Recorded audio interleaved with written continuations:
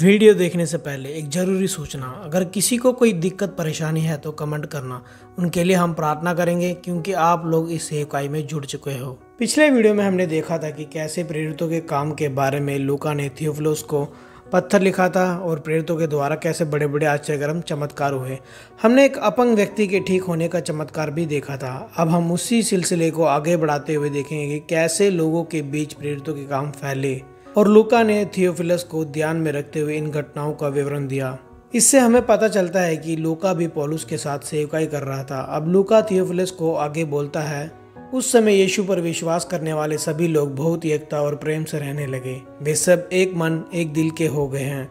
कोई भी यह नहीं कहता था कि यह चीज़ मेरी है वो तुम्हारी है, बल्कि सब कुछ मिल बांट कर इस्तेमाल करते थे। यीशु के शिष्य प्रेरितों ने उसके जी उठने की गवाही बहुत सामर्थ्य और विश्वास से दी। उनके बीच कोई भी गरीब नहीं थे, क्योंकि जिनके पास खेत या घर होते थे वे बेच देते और उसका पैसा प्रेरितों को दे देते। फिर वह धन जरूरत के हिसाब से सभी में बांट दिया जाता। अगर किसी को पैसे की जरूरत होती है तो दे देते। एक विश्वास योग्य आदमी यूसुफ था, जो साइप्रस का रहने वाला और लेवी कुल का था। प्रेरितों ने उसका नाम बरनबास रखा, जिसका अर्थ है हौसला देने वाला, यानी कि ढाढ़स बांधने वाला पुत्र। उसके पास भी कुछ जमीन थी, उसने भी उसे बेचकर पैसे प्रेरितों को दे दिया। बरनबास, जिसका मतलब है हौसला देने वाला, और उसी ने पौलुस को तरसुस से वापस लेकर आया और अंताकिया में सेवा करने के लिए तैयार किया। उसी ने पौलुस को प्रोत्साहित किया, हिम्मत दिया, ताकि वह अपने बुलावे के मुताबिक आगे बढ़ सके। एक व्यक्ति था जिसका नाम हनन्याह था और उसकी पत्नी का नाम सफीरा था। दोनों ने अपनी जमीन बेच दी, लेकिन दोनों ने मिलकर यह सोच लिया कि बिक्री की पूरी रकम प्रेरितों यानी कलीसिया के सेवकों को नहीं देंगे। उन्होंने कुछ पैसा अपने पास ही छुपा लिया और बाकी सब प्रेरितों के आगे लाकर रख दिया। तब पतरस ने हनन्याह से कहा, हनन्याह, ऐसा क्यों? शैतान ने तुझे क्यों उकसाया कि तू पवित्र आत्मा से झूठ बोले और पैसे का कुछ हिस्सा दबा ले? तू मुझसे झूठ नहीं बोल रहा, पवित्र आत्मा से झूठ बोल रहा है। अगर मुझसे झूठ बोलता तो माफ कर देता, लेकिन पवित्र आत्मा से झूठ बोलना पवित्र आत्मा का अपमान करना होता है। जमीन जब तक तुम्हारे पास थी तो क्या वह तेरी नहीं थी? और जब तूने उसे बेचा तो पैसे भी तेरे ही नहीं थे? फिर तूने ये सब क्यों छिपाया? याद रख, तूने मनुष्य से नहीं बल्कि परमेश्वर से झूठ बोला है, पवित्र आत्मा का अपमान किया है, इसके लिए क्षमा नहीं है। यह सुनते ही हनन्याह वहीं गिर पड़ा और उसकी मृत्यु हो गई। जब लोगों ने यह सुना तो सब बहुत डर गए। फिर कुछ युवक आए, उसके शरीर को उठाया, कफन में लपेटा और जाकर उसे दफना दिया। लगभग 3 घंटे बाद उसकी पत्नी सफीरा आई, लेकिन उसे यह पता नहीं था कि उसके पति के साथ क्या हुआ। पतरस ने उससे पूछा, मुझे सच सच बता, क्या तुम लोगों ने वही जमीन इतने ही दाम यानी कि इतने ही पैसों में बेचा था? सफीरा ने कहा, हाँ बिल्कुल, हमने इतने ही पैसों में बेचा था। तब पतरस बोला, तुम दोनों ने मिलकर क्यों यह ठाना कि प्रभु के आत्मा की परीक्षा लोगे, झूठ बोलोगे? जिन लोगों ने अभी अभी तेरे पति को दफनाया है वे दरवाजे पर खड़े हैं, वे तुझे भी बाहर ले जाएंगे। तुम दोनों ने पवित्र आत्मा से झूठ बोला, पवित्र आत्मा का अपमान किया है। इतने सुनते ही सफीरा भी गिर पड़ी और उसकी भी मृत्यु हो गई। जब युवक भीतर आए तो उसे मरा हुआ पाया। फिर वे उसे भी बाहर ले गए उसके पति के पास। इस घटना से पूरी कलीसिया और जो भी लोग यह सुनते थे सब पर अत्यंत भय छा गया। प्रेरित यीशु के चेले के हाथों से लोगों के बीच बहुत सारे चिन्ह और अद्भुत काम चमत्कार होते थे। सब लोग एक मन होकर सुलेमान की ओसरी मंदिर का आंगन जैसा हिस्सा में इकट्ठे होते थे। बाकी लोग उनमें शामिल होने से डरते थे, लेकिन सब लोग उनकी बहुत इज्जत करते थे। हर दिन और भी ज्यादा लोग, पुरुष स्त्रियां प्रभु पर विश्वास करके कलीसिया में जुड़ते जाते थे। लोग बीमारों को सड़कों पर खाट और बिस्तर पर लिटा कर ले आते थे, ताकि जब पतरस प्रेरित वहां से गुजरे तो शायद उसकी परछाई उन पर पड़ जाए और वे ठीक हो जाएं।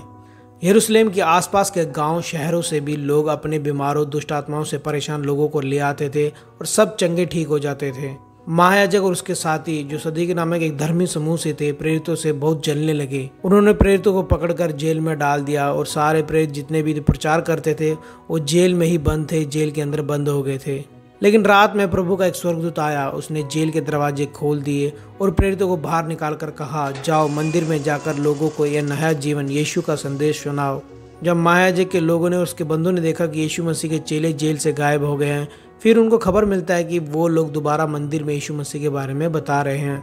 योजना बनाते हैं कि इनको रोकना पड़ेगा किसी तरह। दोबारा प्रेरितों को यानी यीशु मसीह के चेलों को पकड़कर सभा मीटिंग के बीच में खड़ा किया और धमकी देते हैं, यीशु मसीह के नाम मत लो। पतरस और अन्य प्रेरितों ने उत्तर दिया, मनुष्यों की आज्ञा से बढ़कर परमेश्वर की आज्ञा का पालन करना ही हमारा कर्तव्य काम है। यह सुनकर वे गुस्से हो गए और उन्हें जान से मार डालना चाहते थे, परंतु गमलिएल नामक एक फरीसी ने, जो शिक्षक गुरु था और सब लोगों में मान्य था, जो पौलुस का भी टीचर था, उसने प्रेरितों को बचाया और उसने अलग से इजराइलियों से कहा, ए इजराइलियों, जो कुछ इन मनुष्यों से करना चाहते हो सोच समझ कर करना, क्योंकि इन दिनों से पहले थियूदास यह कहता हुआ उठा कि मैं भी कुछ हूँ। उसने लोगों को इकट्ठा किया और कई 400 मनुष्य उसके साथ हो लिए उसके पीछे हो गए, परंतु वह मर गया और जितने लोग उसे मानते थे 400 के 400 सब तितर बितर हुए और मिट गए। उसके बाद यहूदा गलीली उठा और उसके लोग पीछे हो गए और उसने भी विद्रोह किया, वह भी नाश हो गया और जितने लोग उसे मानते थे सब तितर बितर हो गए। इसलिए अब मैं तुमसे कहता हूँ कि इन मनुष्यों से दूर ही रहो, क्योंकि यदि यह योजना या काम मनुष्य की ओर से है तब तो मिट जाएगा, परंतु यदि परमेश्वर की ओर से है तो तुम सोच कर देखो, बिल्कुल भी तुम कुछ नहीं कर सकते। कहीं ऐसा ना हो कि तुम परमेश्वर से लड़ने वाले बन जाओ। तब उन्होंने उनको जान से मारने का योजना कैंसिल किया और प्रेरितों को बुलवाकर पिटवाया या आज्ञा देकर छोड़ दिया कि यीशु के नाम से फिर बातें ना करना। वे इस बात से खुश हो गए कि महासभा के सामने से चले गए कि उसके नाम के कारण मार खाया और निंदा हुई है। इसके बाद हर दिन मंदिर में और घर घर में वे लगातार सिखाते और प्रचार करते थे कि यीशु ही मसीह है। अब बाकी चमत्कार और प्रेरितों के काम नेक्स्ट वीडियो में देखेंगे।